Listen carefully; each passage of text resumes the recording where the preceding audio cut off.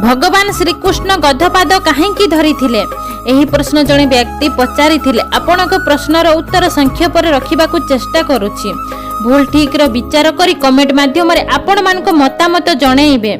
महाभारतर कथा। महाराजा युधिष्ठिर थरे राजस्व यज्ञर आयोजन करिथिले।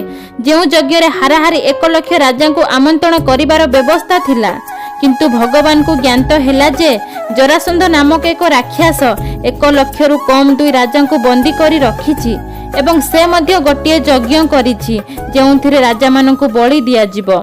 ए क्षेत्र रे भगवान आभिमुख्य थिले।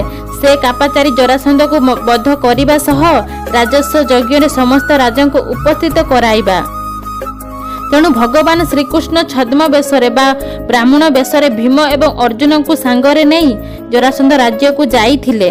सेठी जाई सेठिकार 4टी द्वार अतिक्रम करने को पड़िबा बोली देखिले। प्रथम द्वार को जरासंध निज पुओ सहदेव को जगेई देइछि, जे कि बहुत ज्ञानी। द्वितीय द्वार रे शिमिली वृक्ष रहिछि। तृतीय द्वार रे भेरीबा तुरी जगिछि एवं चतुर्थ द्वार रे गध जगिछि।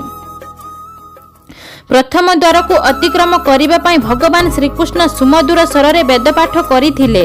जेउठी स्वयं भगवान वेदपाठ करिछंती से जगह रे सहदेव ता सुनिकी अत्यंत प्रीत हेले एवं यथासंभव तांको द्वार छाड़ी देले। द्वितीय द्वार रे शिमिली वृक्ष जगी थाए।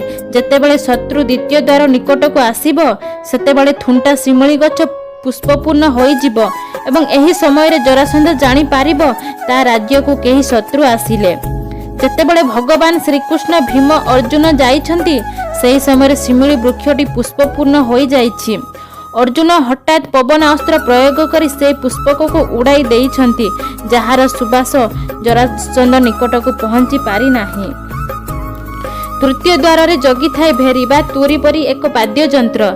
जेतेबेले भेरी बाजिबा आरंभ करिछि कृष्ण तांकर पंचजन्य शंख भेरी मुहरे भर्ती करी देले, जहा फल रे ताहार शब्द भेरी शब्द परी न हेई शंख शब्द परी हेला। जहार शब्द जरासंध सुनिले मध्य शत्रु बोली अनुभव करिला नाही। एहा परे शेष द्वार बा चतुर्थ द्वार, जहाकु नै आजिर विषय, सेई द्वार को जगिछि गध। द्वारपाल हेइछि, जे शत्रु को देखिले बबेइब आउ तार 2टी गोड़ को ऊपर को टेकिब एवं जरासंध जानि पारिबो कि शत्रु आसीछि। जेतेबेले कृष्ण अर्जुन भीम चतुर्थ द्वार रे पहुंचिले सेतिकी बेले गध तार गोड़ 2टी टेकी गर्जन आरंभ करिछि। ठीक सेही समय रे भगवान श्रीकृष्ण तांकर पंचजन्य शंख को बाम हाथ रे धरी गधर पाटी रे भर्ती करिदेले एवं डाहाड़ हाथ रे गोड़ को धरी पकाइले। सेही दिनरु राज्यर लोक कथारे रही आसीछि भगवान श्रीकृष्ण दिने गधपाद धरिथिले।